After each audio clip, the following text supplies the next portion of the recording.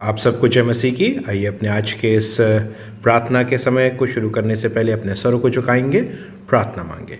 महान जीव सामर्थी परमेश्वर, हम हृदय से आपका धन्यवाद अर्पित करते हैं इस समय के लिए जो आपने हमें दिया है, और विशेष रूप से इस माध्यम के लिए जिसके ज़रिए से प्रभु परमेश्वर हम रोज़ कलीसियाई संगति को प्रभु परमेश्वर एक दूसरे के साथ करते हैं और प्रभु वचन की बहुतायत को प्रभु परमेश्वर अपने जीवन में प्राप्त करते हैं। उन्हें पाए प्रभु परमेश्वर, विशेष रूप से जब हम आज वचन के मनन चिंतन को उत्पत्ति उसके 12वें अध्याय में अब्राहम के जीवन से शुरू करते हैं, उन्हें पाए प्रभु परमेश्वर आपकी अगुवाई, आपकी सामर्थ, आपकी दया हमारे साथ हो, ताकि प्रभु उसी विश्वास योग्यता को हम अपने अंदर पैदा कर सकें जो प्रभु परमेश्वर इब्राहिम के अंदर थी।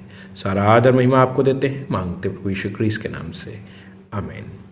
आप सबको जय मसीह की। आज के इस मनन चिंतन के समय में हम अब 12वें अध्याय, उत्पत्ति के 12वें अध्याय की ओर बढ़ेंगे और हम सब पढ़ने के लिए निकालेंगे उत्पत्ति उसका 12वां अध्याय, उसकी पहली आयत। उत्पत्ति उसका 12वां अध्याय, उसकी पहली आयत। यहाँ वचन इस प्रकार कहता है, यहोवा ने अब्राम से कहा, अपने देश और अपने कुटुंबियों और अपने पिता के घर को छोड़कर उस देश में चला जा जो मैं तुझे दिखाऊंगा। ये परमेश्वर का वचन है। परमेश्वर अपने वचन के पढ़े जाने और सुने जाने पर आशीष दे, आमीन। मसीह में प्रिय भाइयों और बहनों, हमने एक दौड़ इस उत्पत्ति की पुस्तक में शुरू की है, जिसमें हम अब तक 11वें अध्याय में को समाप्त कर चुके हैं और 11 दिन का मनन चिंतन पूरा कर चुके हैं। आज हम 12वें दिन में हैं और 12वें अध्याय में हम एक नए शुरुआत को देख रहे हैं। यूँ तो नूह के द्वारा उस नई शुरुआत को हम देख चुके हैं, पर एक नई शुरुआत इस प्रकार से, क्योंकि यहूदी विश्वास और मसीह विश्वास में अब्राहम, या अभी कह लें अब्राम, एक बहुत बड़ा फिगर है और इस फिगर के तहत हम अपनी एक नई शुरुआत देखते हैं, जहाँ विश्वास के उस दौड़ की शुरुआत होती है जिस दौड़ में आज मैं और आप भी चल रहे हैं।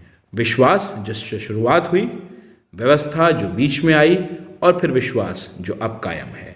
और इसलिए अब्राहम बहुत महत्वपूर्ण है इस विश्वास के दौड़ में, और इसलिए हम उसके द्वारा एक नई शुरुआत को देखते हैं। पर इससे पूर्व हम अब्राहम के जीवन में जाएं, हम एक और बात को बहुत संक्षेप में देखना चाहेंगे। हमने इस बात को देखा कि आदम के द्वारा परमेश्वर ने आदम जात की या मनुष्य की सृष्टि की और उसको बनाया, और आदम से लेकर नूह तक और नूह से लेकर अब्राम तक की वंशावली बहुत परफेक्टली और बहुत एक्सप्लिसिटली हमको दी गई है। और बड़ी विशेष बात देखने वाली ये है कि ये दोनों 10 पीढ़ियां हैं। अगर आदम से लेकर आप नूह तक पहुँचें तो 10 पीढ़ी हैं, और नूह से लेकर आप अब्राम तक पहुँचें तो 10 पीढ़ी हैं। कहीं ना कहीं नंबर बहुत महत्वपूर्ण हैं बाइबल में, और हम न्यूमरोलॉजिकली बहुत सारी चीज़ों को बाइबल में देखते हैं। 10 नंबर भी एक बहुत इम्पॉर्टेंट नंबर है बाइबल में, जहाँ जो कमांडमेंट्स हैं वो 10 हैं। जो प्रॉमिस लैंड में जाने के लिए विपत्तियाँ डाली गईं वो 10 थीं।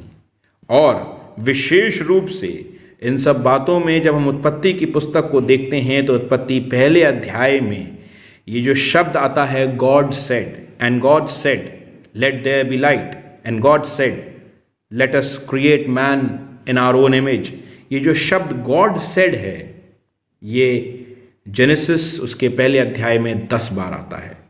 यानी इस शब्द का सिग्निफिकेंस कंप्लीटनेस, क्रिएशन से और ओबीडियंस से है, क्योंकि जो हुक्म हैं वो 10 हैं।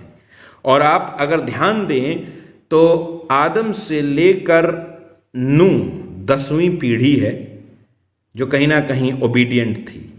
10वीं पीढ़ी जिसने परमेश्वर के सामने अपने ओबीडियंस को रखा और परमेश्वर के कहे वचन के अनुसार कश्ती को बनाया, उसके उस प्लान को एग्जीक्यूट करा। फिर नूह से लेकर अब्राम तक भी 10 पीढ़ी हैं फिर से, और यही 10वीं पीढ़ी फिर से अपने ओबीडियंस को दिखा रही है, और वो ओबीडियंस ही उसके विश्वास योग्यता का प्रतीक बनता है। और अगर आप कैलकुलेट करना चाहें बाइबल में, मैंने उसको करा है, और अगर मैंने कोई गलती ना की हो, तो पहली जो 10 पीढ़ियां हैं उसमें नूह के जन्म होने तक दुनिया 1056 वर्ष की हो चुकी है, और नूह के पैदाइश के बाद से जब तक अब्राम की पैदाइश होती है तब तक दुनिया 890 वर्ष और आगे बढ़ जाती है। यानी अगर कुल इसका योग देखें तो 1946 वर्ष की ये दुनिया हो चुकी है। और कई बार लोग खैर इस बात को कहते हैं कि जब पहले दिन से लेकर 6 दिन में परमेश्वर ने दुनिया की स्थापना की, दुनिया को बनाया, तो वो सिर्फ 24 घंटे का दिन नहीं था, बल्कि वो दिन अलग अलग पीढ़ियों में या कालों में उसको देखा जाता है। अगर हम उन बातों को नहीं मानते हैं और जो वर्ष दिए गए हैं यहाँ हर एक व्यक्ति के, और वहाँ बड़े साधारण रूप से पर बहुत क्लियरली इस बात का विवरण दिया गया है कि जब आदम की आयु इतनी थी तब सेत पैदा हुआ, जब सेत की आयु इतनी थी तो उसका बेटा पैदा हुआ, और अगर उस आयु का अगर हम योग लगाते हैं तो ये करीब 1946 वर्ष हैं जिसकी दुनिया हो चुकी है, अगर हम आदम को उस दुनिया के शुरुआत से देखते हैं। तो करीब करीब अप्रॉक्सीमेटली जब अब्राम का जन्म हो रहा है, हम कह सकते हैं कि 2000 वर्ष बीत चुके हैं इस दुनिया को, और अब एक नई शुरुआत अब्राम के द्वारा होती है। और वचन ये बताता है, अगर आप प्रीसीडिंग वर्सेस को पढ़ें, जो 11वें अध्याय की आखिरी वर्सेस हैं 31 आयत से अगर आप पढ़ें तो वहाँ लिखा है 13, यानी जो अब्राम का पिता है, अपने पुत्र अब्राम और अपने पोते लूत जो हारान का पुत्र था, और अपनी बहू सारा जो उसके पुत्र अब्राम की पत्नी थी, इन सबों को लेकर कसदियों के ऊर नगर से निकलकर कनान देश जाने को चला, पर हारान नामक देश में पहुंचकर वहां रहने लगा। जब 205 वर्ष का हुआ तब वह हारान देश में मर गया। और इसके बाद 12वें अध्याय की शुरुआत होती है, जहां हम देखते हैं कि एकदम से यहोवा आप्रगट होता है और अब्राम से बातचीत करता है। पर इससे पहले कि अब्राम के साथ परमेश्वर एक वाचा बांधता और कनान देश में ले जाने की बात करता है, हम एक बहुत ही महत्वपूर्ण बात देखते हैं जो कई बार मैं और आप मिस कर जाते हैं, कि तेरह भी जब उर नगर से निकला था तो वो कनान देश को चलने के लिए निकला था। अब बाइबल इस बात को नहीं बताती है कि जब तेरह वहां से निकला और कनान देश को जाना चाहता था तो उसका ड्राइविंग फैक्टर क्या था, या उसको वहां जाने के लिए किसने कहा, या क्यों वो वहां जा रहा था, क्या कारण था जो वो वहां जा रहा था। पर वचन ये भी बताता है कि वो कनान देश को जाने के लिए चला, परंतु हारान नामक देश में पहुंचकर वहां रहने लगा। अब ये एक ज्योग्राफिकल सिचुएशन है, क्योंकि मैं और आप जाने तो ना तो पहले के समय में ऐसे ट्रांसपोर्टेशन थे जो आज मेरे को और आपको देखने को मिलते हैं। लोग अपने तंबुओं को उठाकर पैक करके चला करते थे, और जहां कहीं वो उनको हरियाली मिलती थी, अपने जानवरों के लिए, अपने लोगों के लिए परिपूर्णताएं दिखती थीं, वो वहां पर रुक जाया करते थे। ऐसी ही कोई परिपूर्णता ऐसा लगता है कि हारान में उसको देखने को मिली और एक पड़ाव वहां पर डाला गया और वो वहीं रह गया, और वचन बता रहा है कि वो हारान देश में ही मर जाता है। और अगर हम 13 के विषय में देखें, जो नॉन बिब्लिकल टेक्स्ट हैं और डॉक्यूमेंट्स हैं, वो 13 के विषय में बताते हैं कि ये एक आइडल मेकर था, एक मूर्ति बनाने वाला व्यक्ति था, और मूर्तियों को बेचा करता था, उनका व्यवसाय किया करता था। और अब्राम जब छोटा था तो उसके मदद करता था उसके साथ मूर्तियां बनाने के लिए। पर बिब्लिकली ये सारी बातें हमें यहाँ देखने को नहीं मिलती हैं। पर हाँ, थियोलॉजियंस इस बात को ज़रूर मानते हैं कि अब्राम एक पेगन गॉड या एक अलग परमेश्वर या ईश्वर का मानने वाला था, और देवी देवताओं की पूजाएं करता था। और जब परमेश्वर ने उसे बुलाया तो वो परमेश्वर की आवाज़ को ग्रहण करता है, परमेश्वर की आवाज़ को सुनता है। कुछ अकाउंट्स ये भी कहते हैं कि अब्राहम को ये कभी भी पसंद नहीं आता था कि तेरह इस व्यवसाय में था, और कई मायनों में वो उसके व्यवसाय का विरोध किया करता था। वो सारी बातों का खैर कोई एविडेंस मेरे और आपके पास नहीं है, पर ये ज़रूर बाइबल बता रही है कि हारान में ये लोग अब हैं। कनान में पहुंचने की इनकी मंशा थी, पर हारान में ये रह जाते हैं, और हारान में रहने के समय में ही तेरह की मृत्यु हो जाती है। अब 12वां अध्याय शुरू होता है, और एक प्रकार से कह लें तो अब्राहम इंचार्ज है। पिता मर चुका है और तेरह के अनुपस्थिति में अब अब्राहम इंचार्ज है, और यहोवा ने अब्राहम से कहा, अपने देश, अपने कुटुंबी और अपने पिता के घर को छोड़कर उस देश में चला जा जो मैं तुझे दिखाऊंगा।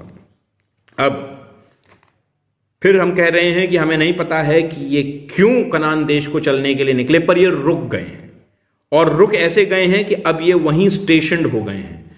और शायद अगर हम इस बात को सोचें और समझें, परमेश्वर अब अब्राहम को चुन रहा है और अब्राहम को आवाज लगा रहा है, और वहां पर एक बहुत विस्तृत बात परमेश्वर उससे कर रहा है। परमेश्वर कह रहा है, अपने देश पहला, अपने कुटुंबी दूसरा, और अपने पिता के घर तीसरा को छोड़कर तू उस देश में चला जा जो मैं तुझे दिखाऊंगा। तीन चीजों को या तीन बातों को छोड़ने की बात परमेश्वर यहां अब्राहम से कर रहा है। वो कह रहा है, तू अपने देश को छोड़, यानी जिस देश में तू रह रहा है हारान देश में, उसको तू छोड़ दे। अब तो यहां पर पड़ाव लगाकर मत रहे, अब तू कनान की ओर बढ़। और वो कह रहा है कि तू अपने पिता, अपने कुटुंबियों को छोड़ दे, अपने जो नातेदार रिश्तेदार हैं उनको छोड़ दे, क्योंकि हम जानते हैं कि तेरा जो है इसके तीन बच्चे थे। एक नाहोर था, एक हारान था, हारान जो कि लूत का पिता था, और ये सब कहीं ना कहीं इसके कुटुंबी थे। अब्राहम का नाम अगर हम देखें 11वें अध्याय की 26वीं आयत में, जहाँ तेरह के बच्चों का विवरण है, वहाँ अब्राहम का नाम पहले आ रहा है, और इसलिए ऐसा प्रतीत होता है कि अब्राहम सबसे बड़ा बेटा है, और इसलिए तेरह के बाद अब ये इंचार्ज है, और ये एक बड़ा व्यक्ति है। अब ये कहीं ना कहीं उस पूरे घराने का नेतृत्व कर रहा है। पर परमेश्वर कह रहा है कि अब तू उस नेतृत्व को छोड़ दे एक प्रकार से, और नाहोर और हारान जो हैं इन कुटुंबियों को भी तू छोड़ दे, और अब तू आजा और तू मेरे पीछे हो ले। तो अपना देश छोड़, देश यानी अपना एक प्रकार से कह लें तो पहचान छोड़, पहचान यानी अपने देवी देवता, अपने हर प्रकार के उन सहूलियतों को जो तुझे उस देश में मिली है, अपना अधिकार जो तुझे उस देश में मिला है, उन सब बातों को छोड़, अपने कुटुंबियों को छोड़, अपने रिलेटिव्स को छोड़, अब अपने कनेक्शंस को जो तेरे परिवार में हैं उनको तू उन टाइज को तू अब डिटैच कर, और अपने पिता के घर को छोड़। अपने पिता के घर को छोड़ने का मतलब यह है कि जो हिस्सा एक प्रकार से कह लें जो तेरे पिता के घर में है उसको छोड़। पर हाँ, अगर आप नीचे आएं तो आपको देखने को मिलेगा कि वो जब सब चीज़ों को समेटते हैं तो उसमें धन के विषय में भी लिखा हुआ है। अगर 5वीं आयत आप पढ़ें तो लिखा है, इस प्रकार अब्राहम अपनी पत्नी सारा, अपने भतीजे लूत जो कहीं ना कहीं इसके साथ जुड़ा हुआ था, और जो धन उन्होंने इकट्ठा किया था और जो प्राणी उन्होंने हारान में प्राप्त किए थे, सबको लेकर कनान देश के लिए निकलता है। तो ये जरूर है कि अब्राहम अपने पोजेशंस को अपने साथ लेता है, पर परमेश्वर उससे ये कह रहा है कि तू जो कुछ भी एंसेस्टीरियल है या जो कुछ भी पुश्तैनी है, जो कुछ भी खानदानी है, अब तू उसको ना ले। ना लेने का अर्थ ये नहीं था कि परमेश्वर उसे डिप्राइव कर रहा था उन सिचुएशन से। ना लेने का अर्थ ये था कि परमेश्वर किसी प्रकार की पुरानी पहचान को या पुराने कनेक्शन को अब्राहम के साथ कनेक्टेड नहीं रखना चाहता था। एक लीप ऑफ फेथ वो चाह रहा था, एक छलांग चाह रहा था कि अब्राहम लगाए। कई बार जब बरसात के टाइम पर एक जगह से दूसरे जगह पर आपको जाना हो और वो जगह दूरी ज़्यादा हो तो हम लोग क्या करते हैं, बचपन में या अभी भी हम छलांग लगाया करते थे। क्यों? क्योंकि उस दोनों पॉइंट्स में कोई ऐसा कनेक्शन नहीं है जहां हम चल के जा सकें।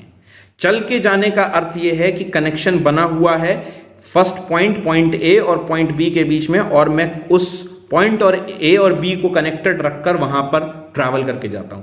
छलांग लगाने का अर्थ यह होता है जहां पॉइंट ए और पॉइंट बी में कोई कनेक्शन नहीं है और कनेक्शन रखने की कोई सिचुएशन नहीं है, और मैं छलांग लगाकर एक पॉइंट से दूसरे पॉइंट पर जा रहा हूं। यहोवा कुछ इसी प्रकार से अब्राहम से बातचीत कर रहा था कि तू अब अपने सारे बातों से अपने आप को डिटैच कर ले, और अब यहां इस जगह से तो कनान देश को चला जा, और एक प्रकार से अब पीछे मुड़कर नहीं देखना। पर बहुत विशेष बात है जब इन तीनों चीजों को छोड़ने की बात परमेश्वर कर रहा है।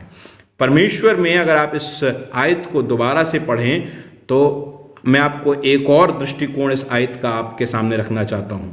यहोवा ने अब्राहम से कहा, अपने देश, अपने कुटुंबी, अपने पिता के घर को छोड़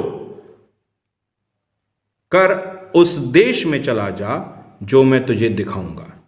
दो चीजें हैं, एक प्रेजेंट टेंस की बात हो रही है, जो वर्तमान के समय की बात हो रही है कि क्या करना है, अपना देश, अपने कुटुंबी, अपने पिता के घर को छोड़ना है, ये अभी करना है। और क्या बोल रहा है आगे, सेकंड पार्ट क्या है, मैं तुझे दिखाऊंगा। वो देश छोड़कर तू उस देश में चला जा जो मैं तुझे दिखाऊंगा, मैं तुझे दिखाऊंगा। ये फ्यूचर टेंस की बात हो रही है, भविष्य काल की बात हो रही है। छुड़ौती या छुड़ाव या डिटैचमेंट जो मेरे को अभी करना है, पर प्रोमिसेस या वायदे जो मेरे को मिलने के हैं वो फ्यूचर में रखे हुए हैं। और ऐसी परिस्थिति, ऐसे स्टेटमेंट्स कई बार ल्यूक्रेटिव जरूर होते हैं, लालच दिलाने वाले जरूर होते हैं, पर कई मायनों में व्यक्ति को विश्वास करने में उन बातों में बहुत डिफिकल्टी होती है। अगर फाइनेंशियल वर्ल्ड की बात करें तो बहुत सारे ऐसे स्कैम्स हैं जिसके तहत लोग हमारे पास आते हैं, आज आप इतना पैसा इन्वेस्ट कर दीजिए और आपको 2 साल में या 3 साल में आपका पैसा डबल मिल जाएगा। इन्वेस्टमेंट कब करना है? आज। प्रॉमिसेस कब के कहे जा रहे हैं? फ्यूचर के। जिस फ्यूचर तक पहुंचने के लिए मुझे यह नहीं पता है कि मेरा जीवन रहेगा, मुझे यह नहीं पता है कि परिस्थितियां क्या रहेंगी, मुझे यह नहीं पता है कि जिन बैंक से, जिन कंपनीज के साथ वो प्रॉमिसेस किए जा रहे हैं वो कहीं दिवालिया तो नहीं हो जाएंगे। बहुत सारी ऐसी कंडीशंस हैं जिनमें होकर हम फ्यूचर की ओर देख रहे हैं, एक बड़े पैकेज को देख रहे हैं, पर जो कमिटमेंट मुझे करना है वो आज करना है। और ये एक बहुत ही, कई मायनों में बहुत ही मुश्किल बात हो जाती है, क्योंकि जो कमिटमेंट्स अब्राहम को करने थे वो आज करने थे। जो प्रॉमिसेस परमेश्वर कर रहा था वो कल मिलने वाले थे। और इस बात पर विश्वास करते हुए अब्राहम जब चलता है तब उसको विश्वास का पिता कहा जाता है। यूं ही उसको विश्वास का पिता नहीं कहा जाता है, उसको विश्वास का पिता इसलिए कहा जाता है क्योंकि ये एक लीप ऑफ फेथ था, एक छलांग थी जो अब्राहम लगा रहा था, जहां उसको सब कुछ को छोड़ना था और जो कुछ उसे प्राप्त करना था वो भविष्य में रखा हुआ था, और वो सिर्फ विश्वास की आंखों से देखा जा सकता था और किसी तरीके से नहीं। मेरे और आपके जीवन में, मैं अपने और आपके जीवन को किस प्रकार से देखता हूं? क्या मैं परमेश्वर के दिए हुए प्रोमिसेस, उसके दिए हुए कमांडमेंट्स में आज कुछ इन्वेस्टमेंट, कुछ कमिटमेंट्स करना चाहता हूं या नहीं? क्योंकि कमिटमेंट्स मुझे आज प्रेजेंट में करने हैं। जो कुछ परमेश्वर देगा वो फ्यूचर में रखा हुआ है। बट ध्यान कीजिएगा, कमिटमेंट्स, जो सैक्रिफाइसेस हैं, जो सारे कार्य हैं जो मेरे को करने हैं, वो मेरे को आज करने हैं। यही मेरे और आपके अनंत जीवन के विषय में भी कहीं ना कहीं एप्लीकेबल है। मैं अपनी मसीही दौड़ को, विश्वास की दौड़ को आज दौड़ रहा हूं। प्रतिफल कब मिलेगा? जब मैं उस ओर, उस दुनिया में कूच करके पहुंचूंगा। कहीं ना कहीं इस बात के लिए लीप ऑफ फेथ, की बहुत बड़ी आवश्यकता है। एक विश्वास की छलांग की आवश्यकता है, छलांग जहां मुझे ये पता है कि मैं पॉइंट ए से उठ जरूर रहा हूं, पर मुझे ये विश्वास रखना है कि मेरे दूसरा पैर पॉइंट बी तक जरूर पहुंचेगा। और इसी विश्वास के तहत कई बार मैं अपने उन बातों को प्राप्त करता हूं जो परमेश्वर में वायदे के तहत मुझको दिए गए हैं। विश्वास रखना परमेश्वर के ऊपर बहुत आवश्यक है। इस व्यक्ति ने विश्वास रखा और परमेश्वर ने उसके उस विश्वास के तहत परमेश्वर ने उसको रिवॉर्ड दिया, कनान देश दिया। आगे हम देखेंगे किस प्रकार से इन बातों में वो आगे बढ़ता है, पर हमारे लिए बहुत आवश्यक है इस बात को देखना कि ये लीप ऑफ फेथ क्या मेरे और आपके जीवन में प्रेजेंट है या नहीं। और अगर नहीं है तो ध्यान दीजिए, मेरे को और आपको डेवलप करने की ज़रूरत है कि मैं विश्वास को डेवलप करूं। कमिटमेंट्स आज करने हैं, प्रॉमिसेस कल मिलेंगे, पर मैं विश्वास की आंखों से उन प्रॉमिसेस को देखता हूं, उन पर विश्वास लाता हूं और परमेश्वर के कहे हुए कार्य को करता हूं, क्योंकि परमेश्वर विश्वास ही को मेरे और आपके हृदय में देखना चाहता है। परमेश्वर में परमेश्वर की अगुवाई, परमेश्वर की सामर्थ, परमेश्वर की दया हम में से प्रत्येक के साथ बनी रहे और हम में से प्रत्येक परमेश्वर में निरंतर आगे बढ़ते रहें और यह आगे बढ़ना विश्वास के साथ हो। आइए हम प्रार्थना। महाजीव सामर्थ्य परमेश्वर, हम हृदय से धन्यवाद अर्पित करते हैं इस वचन के लिए जो आपकी ओर से पाया। और प्रभु परमेश्वर, उसी विश्वास योग्यता को जिसको प्रभु परमेश्वर हम अब्राहम के जीवन में देखते हैं, प्रभु आप हमारे जीवन में भी पैदा करें, ताकि प्रभु परमेश्वर हम विश्वास से अपने कदमों को आगे बढ़ाएं। प्रभु चाहे रास्ता ना दिख रहा हो, फिर भी प्रभु परमेश्वर हम आप पर विश्वास लाते हुए अपने कदमों को आगे बढ़ाने वाले हो। प्रभु विशेष रूप से कलीसिया को आपके हाथों में देते हैं। प्रभु प्रार्थना करते हैं मिस्टर फिलिप मैसी के लिए जो वेंटिलेटर पे हैं। प्रार्थना करते हैं प्रभु परमेश्वर अपनी चंगाई के हाथ को बढ़ाएं और उनको अपनी चंगाई प्रदान करें। प्रार्थना अर्पित करना चाहते हैं तमाम और लोगों के लिए जो प्रभु परमेश्वर बीमार हैं, वृद्ध हैं। प्रभु आपके उस अनुग्रह, आपके उस दया को प्रभु परमेश्वर चाहते हैं। प्रार्थना करते हैं कि आप उन पर अपने दया को रखें, अपनी चंगाई को प्रभु परमेश्वर उनमें से प्रत्येक पर उंडेलने वाले हों। विशेष रूप से उन बच्चों के लिए भी प्रार्थना करते हैं जो अपने घरों से दूर हैं। प्रभु प्रार्थना करते हैं विशेष रूप से रसल एंड्रूज के लिए जो प्रभु परमेश्वर बैंगलोर में फंसा हुआ है, और तमाम और बच्चे प्रभु परमेश्वर जो अपने अपने वर्क प्लेसेस में फंसे हुए हैं और प्रभु परमेश्वर इस लॉकडाउन की स्थिति में अब वहीं पर है। प्रार्थना करते हैं कि आप अपने शांति और इत्मीनान के हाथ को बढ़ाएं और प्रभु परमेश्वर उन सब के उस मन की अशांति को प्रभु परमेश्वर आप दूर करने वाले हो। सारा आदर महिमा आपको देते हैं, मांगते प्रभु यीशु क्रिस्त के नाम से, आमीन। आए हमारे बाप, तू जो आसमान पर है, तेरा नाम पाक माना जाए, तेरी बादशाहत आए, तेरी मर्जी से आसमान पर होती है ज़मीन पर भी हो। हमारे रोज़ के आज हम बख्श दे, जिस तरह कसूरों को माफ़ करते तो हमारे कसूरों को माफ़ कर, हमें आजमाइश न पड़ने दे बल्कि बुराई से बचा, क्योंकि बादशाहत कुदरत जलाल हमेशा तेरा ही है, आमीन। हमारे खुदा यीशु मसीह का फजल, खुदा बाप की मोहब्बत और रूह पाक की रिफ़ाक़त शराकत में से प्रत्येक के साथ, तमाम विश्वासियों के साथ, विशेष रूप से कलीसिया के साथ अब से लेकर हमेशा तक होती रहे, आमीन। सबको जय मसीह की।